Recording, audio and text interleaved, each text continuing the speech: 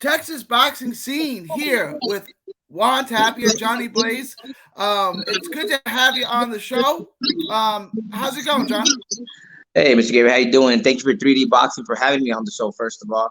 And I'm doing pretty good. Closing up, near closing camp. We got about 3 more days of training, of hard, intense training. And after that, it's the fun part, the weight cutting. Our every boxer's favorite part. So you're fighting.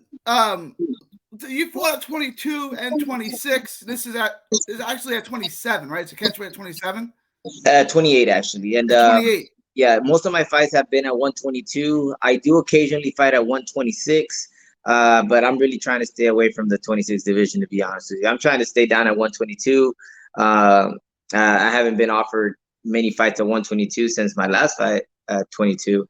So we've been trying to just trying to stay busy. Now, down at Juan is down in the Rio Grande Valley in the 956. Yes, sir. There was another interesting 122-pound fight from a Rio Grande Valley native this past weekend. Brandon Figueroa. I know you know him personally. You're friends with him. You've sparred with him for years. Yeah. What did you think of the Figueroa Fulton fight? And what did you think of Brandon's performance? It was, to me, it's been fight of the year right now. It's well, at least one of the candidates for fight of the year. It was a nonstop action fight. It was very entertaining, and the true winners were the fans. Obviously, that was such an entertaining fight. And like you said, I know Brandon personally from sparring with him a lot, and he's a hometown hero right now, right? So I was rooting for Brandon. I swear I was rooting for him. I wanted him to unify and get those titles and continue his undefeated record here for the RGV. But I'm not mad with the decision. I'm not upset. I know a lot of people were upset with the decision, calling it a robbery. I think it was, either a draw or either fighter could have had it by 1 round or 2 rounds. I personally have on my own personal scorecard, I had Fulton up by 1 round. And but like I said, I would have been okay with a draw, and I would have definitely been okay with Brandon, winning. Since he was the one obviously putting the pressure. I just feel that Fulton was a little bit more sharp on his on the inside work and landing the clearer shots. It was, yeah. I mean, they traded really well the inside.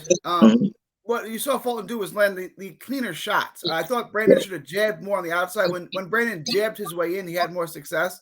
When he just tried to rush him is when he got caught on the outside. And again, full credit to Fulton, who usually likes to box off the back foot. He fought really, really well on the inside with Figueroa. And you've sparred with Figueroa. You've been with him. You've known him for years. And we were talking off air. Yeah. How would you fight Figueroa? I mean, if you were to fight Figueroa, how would you fight him? Well, anybody that fights Brandon needs to understand that their body's gonna take a toll. It's gonna get a beating, because it don't matter if you're the best boxer. Brandon's getting there to fight. He's there. He's a nonstop. As I mentioned off air, he's a nonstop machine. Guy has tremendous conditioning. He's not gonna stop punching. He's not gonna, give you a chance to breathe. So I hear a lot of people, oh, well, you gotta box him more. You gotta, get angles. Man, you can be the best boxer. Brandon's gonna make you fight his fight, right? So, like you said, big credit to Fulton. I personally, from all the sparrings I've had with him, I saw a lot of myself in Fulton. The way he fought him was the way you're supposed to fight Brandon. You can't let Brandon bully you and you try to back up, because Brandon's got a tremendous reach advantage. That if you're in close, he's attacking your body. If you try to take a step back, he's gonna still reach your body. And Brandon, he's a tremendous body puncher, a devastating body puncher. I think Fulton fought the right fight, staying in close, staying inside, waiting for to punch in between Brandon's punches, which is what I saw a lot. He was landing clear uppercuts, straight shots inside, and I think the judges, were scoring on that. Had that fight been here in Texas, or had that fight been somewhere where the judges look for aggression, right? I think Brandon definitely would have been. That was my kind of take. Is you could get 3 different judges to score this fight completely differently, and they wouldn't be wrong either. It was that kind of fight where you could score it either way. It's what do you like, and they preferred Fulton's work, which is I didn't think it was a robbery either, even though I had it the other way. I had Fulton by a round. I had Figueroa by a round. I knew that this was. like Yeah. a 50-50 fight that was totally up in the air going to the cards. Of course, of course. But credit to both of them for fighting each other at such a at their primes. You know, boxing needs more of that. So I really hope you know, Brandon. I wish him all the best in his upcoming fight. I think he wanted to move to 126, from what I understand. I feel he's gonna have a lot of success at 126. However, the size advantage might not be there, you know, as he had it at 122. So it's going to be very interesting to see, you know, how Brandon matches up with these 126 fighters. I would love to see a fight with him in Santa Cruz. I think he beats Santa Cruz. I think he stops Santa Cruz. Again, that's one that the fans win, right? Win or lose, whoever wins that fight, that's something that the fan wins. Yeah, definitely. I wanted to ask you about your fight coming up, right? Yeah. You got to fight with a guy who's in a similar position as you. He's been in with some good names. He's got a couple of losses, but everyone kind of appreciates his skills, and that's James Crunch Time Wilkins. Tell us what's going on, where you're fighting Crunch Time, and just tell us about first where we can watch that fight and where it's at. Well, the fight's gonna be. We're blessed to be on the undercard of the Lomachenko Comley. Yeah, it's gonna be on the undercard. I believe it's gonna be on ESPN Plus. I'm not 100% sure. It is. It's on ESPN. Yeah, they offered us this fight about at the beginning of November. And I had previously signed a contract to fight Adam Lopez of California, and that fight fell through for whatever reason, excuse they made. So I was training for 3 weeks for Adam, and when they canceled me, so pretty much the whole month of October. I mean, I wasn't like, you know, training hard, but at the same time I wasn't taking it easy either. So I was kind of like in rhythm. So when this opportunity came into play, actually my dad spoke to Mr. Goodman from Top Rank, basically asking him, hey, do you guys have any fights? You know, right now Johnny wants to fight. You know, do you have anything available? And they got back to us right away and said, hey, well, we don't have a 122 fight coming up, but we do, however, have a fight at 130. We can probably push it down to 128 as a catch weight. So they mentioned the name. I didn't do any research on him. I figured, you know what? I need to fight before the holidays. Christmas is coming. I got 2 little kids that, you know, want Christmas presents. So you know what? It's on the Lomachenko card. So hopefully I get to meet one of my idols. And I just thought it was a big opportunity. So I'm gonna be completely honest. I didn't look into this guy until, man, I want to say like a week after I signed it. And I let my dad and my coach pretty much do the research, and you know, I have confidence in them and pretty much telling me what I got to do to win this fight. And like I was telling you off air, I haven't even watched them. I haven't really. I know. I mean, I've seen little clips here and there, but really sat down and studied them, not yet. I usually do that with all my fights on fight week. You know, that way. I've always been the type of guy that even in school, when I was, you know, a young kid coming up, I was never the type of guy that would study 2 or 3 weeks in advance for a test. I was always the type of guy that would study like 2 days before, just to have, you know, fresh in my mind. So that's the type of, I transferred that to the boxing world as well. Right now that I'm approaching my weight cutting week, that's when I'm going to really, you know, be focusing on my weight cutting, on my eating, and in between, I'm going to be watching them tremendously and seeing if I can pick up any of the, you know, of his, you know, attributes and abilities. You are fighting at a little bit higher weight. So how is the weight cut going? It's not going to be obviously as taxing as it usually is because you are fighting above where you usually fight. How's that going? Well, I walk around at 155. Whether I saw you back in August. Yeah, you were like at 22. Whether I'm fighting at 22, 26, in this case 28. I mean, people that know me, oh, it's not that big of a cut, you know. Well, I mean, I'm still cutting weight, you know. As a matter of fact, last week I was 20 pounds up still, because I don't really focus on the weight cutting until the last week.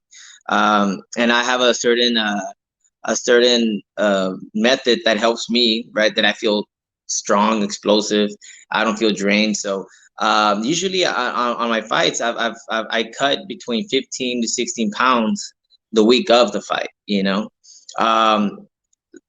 when it comes, if you're saying in that sense, yeah, it's not gonna be a big cut because usually on fight week I'm between 132 to 128, Yeah. cutting to 122. So in this particular time, I'll probably be at 138 on fight week and Yeah. cut the last 10 pounds. The reason why I ask is, like I said, he comes down from Sure. 130. It sounds kind of like staticky. I don't know Can on you your hear me end. okay? Yeah, it sounds the microphone sounds staticky. Can't really hear you. Yeah. Is that better? No, it still sounds like a robot.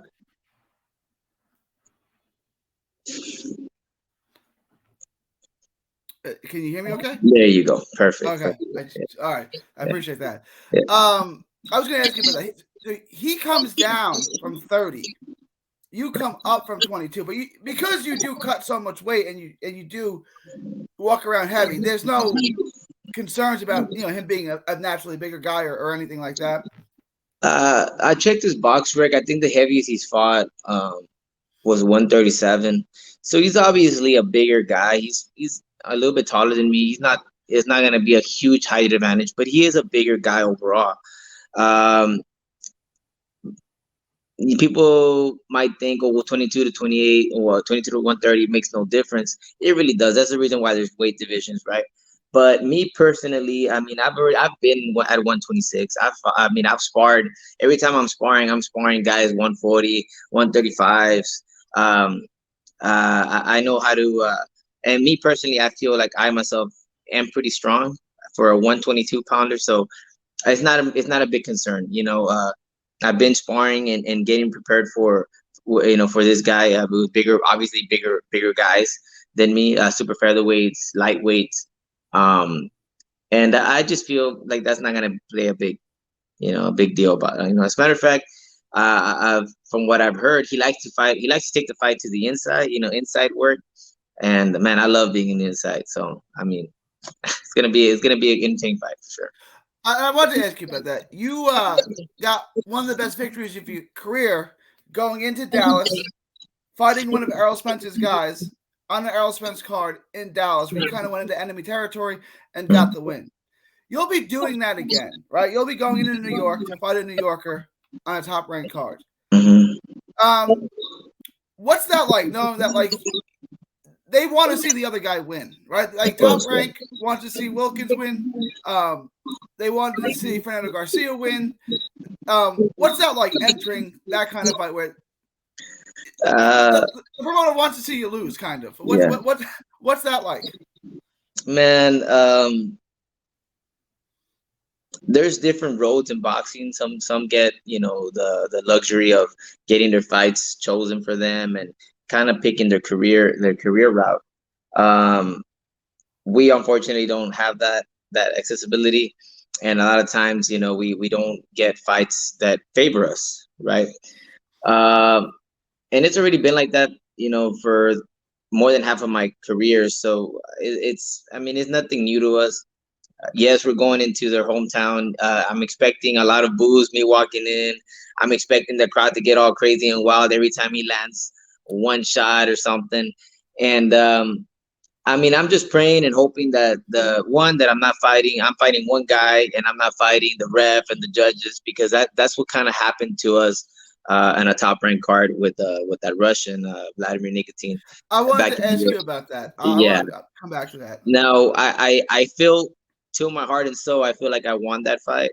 I feel like I could have done a little bit more to maybe separate, any doubts, reasonable doubt, right? But I feel like I won that fight, and that experience, if anything, it helped me out because I know now what I got to do. When I'm going into somebody's backyard, when I'm fighting somebody's fighter, in this case in Dallas, I took the fight to him. I try not to even give him. The judges had no excuse, and even unfortunately, it sometimes it's like that, and they still give it to the guy, right? But I'm with that mentality that, hey, man, from the get go, man, I'm gonna set the pace. I'm gonna be the aggressor. I'm gonna take the fight to him. That's what I gotta do. That's what I gotta do in order to not only convince the judges, convince everybody watching the fight that there's not a doubt that I want that fight. So hopefully, man. Hopefully, other than that, the whole crowd. I mean, it doesn't affect me. If anything, man, hopefully I get to make some more fans over there. Absolutely, and New Yorkers do appreciate an underdog and a blue collar working class guy. So if you go in there and you beat them up, you'll flip them, right? I mean, this is a town that love guys like John Starks and Charles Oakley. Like they love a hard worker, right? If you go in there and you pull an upset, you outwork them. They'll certainly flip and root for you. But I want to ask you, like you talked about the Vladimir Nikitin fight, right? Yes, sir. You thought you won. I thought you won. Most observers thought you won. You were going into New York, fighting a guy who he's Russian, but he trains in New York, had a big following amongst Russians in New York, and they took the fight from you. Do you go into this fight? No, look, I fought a top-ranked card against a hometown guy, and they took it from me. I have to go in there and either get a stoppage or remove all doubt and really, really beat him up. Yeah, I mean, obviously it's in the back of my head, but like I mentioned right now, I'm gonna go set the pace. I'm gonna be the aggressor. I'm gonna leave no doubt that I'm gonna win, that I won this fight. And ultimately, I'm trying to work a lot on my power. I know I got some sort of pop in my punches. All my sparring partners told me, "Hey man, you're pretty strong. We should probably we don't have more knockouts, you know." So I think the problem with me is learning how to be a finisher. So in several of my fights, I've had my guys hurt, and I just don't know how to continue, right? So I think that, if I have this guy hurt, I'm not gonna waste any time. I'm just gonna go after him and try to get him out of there. I'm trying to not let this go to the judges, first of all. But I'm very confident with my conditioning and my work ethic, and throughout this training camp, that I feel like, one, I'm not gonna get tired. Two, I don't see, from the one before we started talking, I was watching his videos, and I'm like, man, I don't think Wilkens is gonna bring anything to the table that I have not seen. One, and two, that I can't capitalize on. So I'm expecting a victory, a clear victory. No disrespect to Wilkens. I've interviewed Wilkens. You go to my channel. I've talked to Wilkens. I think he's a good guy. I like him. Oh, but yeah, definitely. No disrespect to Wilkens, but you fought better opposition than James Wilkens. And I'm not trying to disregard Wilkens. He's a good fighter. But you fought more skilled fighters than Wilkens. So no, he's not going to. And not only have you fought better fighters, we were talking off air. You've been in Houston training. Who have you been sparring with, and how has that got you ready for this fight? Because you sparred some really, really elite level fighters. We've been blessed, and getting the help from Houston. We get help from Main Street Boxing and Muay Thai. It's a really, really cool gym. Really, really well known in the boxing community. And in that gym, we sparred Miguel Flores, which is a top featherweight. Super featherweight title challenger. Yep. Yeah, he's fought for the title, I believe, twice. That's right. He has. Yeah. And so we've been sparring him. We've been sparring. We got a chance to spar with Oceanic Foster, which to me, I mean, he's up there with the Shakurs. He's up there with, I think he'll destroy Valdez if Valdez gives him a chance. And a lot of people, at 130, you don't mention these top guys. They don't mention Oceanic Foster because of one reason. That's because, hey, they know this guy is solid. They know this guy is good. This guy is tremendous. So that I got some work with him as well. I got some work up in Houston with Jesse Manos de Fierro over there with Pablo. Pablo Cruz is his last name. And also recently, I've been sparring a bigger lightweight, Luis Acosta, which is an undefeated prospect as well. From Houston as well. Yeah, 12-0 with 11 knockouts.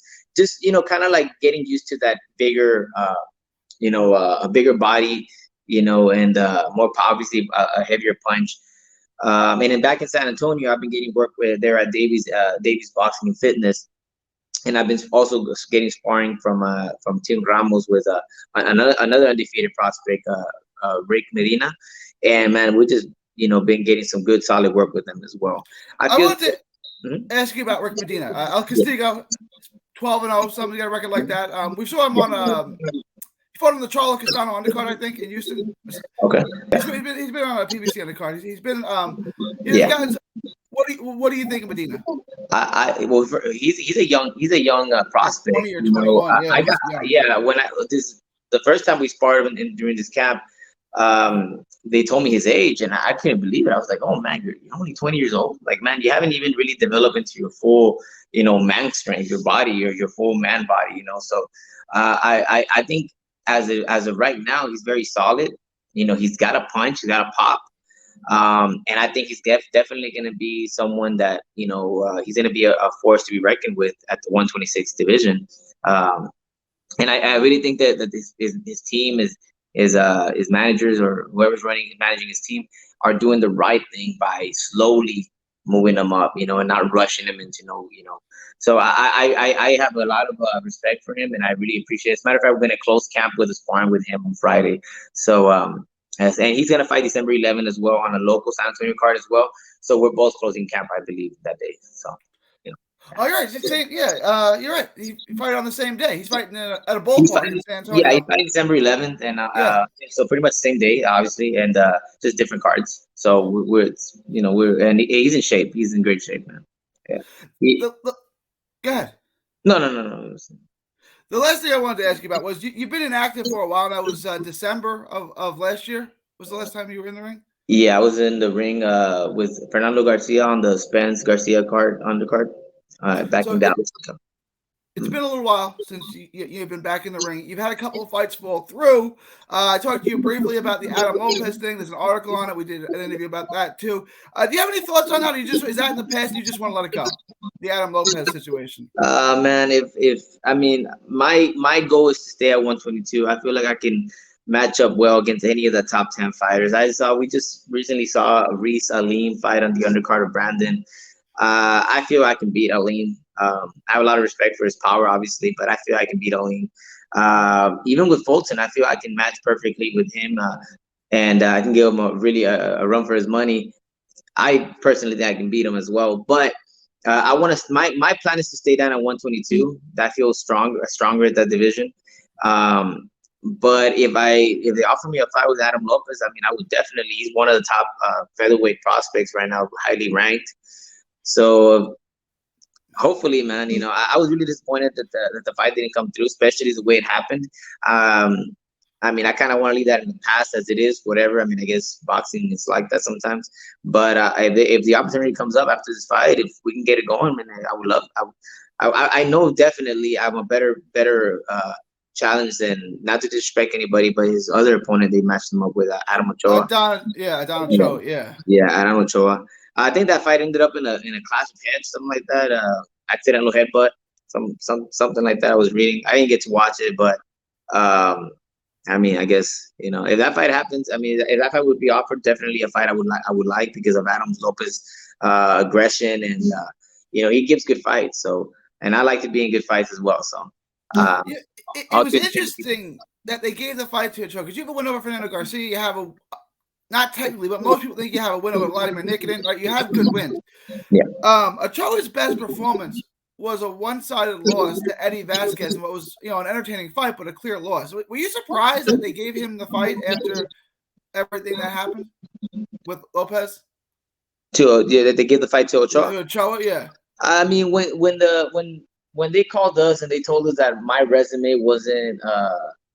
They were trying to protect the fighter. That's the excuse they gave, which we find out later through other sources that it was complete garbage. But that's what the excuse they gave us. That my resume does not match to Adam Lopez's resume right now at this particular point in time, and that they're only looking out for the best of my health. Then why offer me the fight to begin with? One. Now, from what I understand, is the commission approves it. Once send you the contract, it's because it's already been approved. So for them to, I signed it, he signed it. I'm willing to fight this guy. I might not have, I don't have as many fights, but I've been a pro since 2014. I've been on and off because of my business. It's not like I'm new to this game. But not only that, I've seen totally lopsided matchmaking get approved. So I just didn't understand. To me, it was just slap in the face. I'm over here investing money, from a lot of the sponsors that have helped me out. I feel like I owe it to them. I let them down by not fighting, even though it wasn't my fault. And they don't take that into account, So, I don't have a grudge with it. It's not like, I hate Adam Lopez or nothing. But, man, hopefully you know, after this fight, after they see my performance, they're convinced, you know, convinced that I'm at that level, you know, and I could definitely, you know, I feel I can compete at that level. So I would say I can beat Adam Lopez, but in the ring is different, you know. Yeah. Absolutely. So, I mean, that's a fight that you still want. You know, should. Yeah, I know we don't look past any opponent, and James Wilkins is a live dog, so he's a live opponent. So, you know, you don't look past James Wilkins. But after James Wilkins, the Adam Lopez fight is something that you would want to revisit. Man, I would want to fight even the one where I got injured. I pulled out of a fight back in May because of injuries that I sustained with that other Olympian, Ramirez, Robesi. Yeah. I mean, if they keep offering me 126 fights, I mean, that's where I'm gonna be, right? I feel I could do fair. I would, you know, match fairly with Robesi even. So either of those fights, I mean, I would be definitely interested. Adam Lopez, Robesi, that other guy that's another southpaw that just fought Navarrete. What's his name? Ruben Villa. Oh, Ruben Villa. Okay. Yeah. I mean, that's definitely a fight that I'd definitely be interested in as well, and hopefully we can get you know, get something going with that. But like I said, my intentions is to stay at 122, and I don't even want to mess at 131. You know, Yeah, too small, too small of a gap. At 130. You know? Yeah, you saw O'Shaquie Foster, right? I mean, you see what they have at 130. It's a big difference, man. Yeah. Johnny Blaze Tapia will be December 11th at Madison Square Garden, the Mecca of boxing, to take on James Wilkins. Two things that I'll let let everyone know they can find you.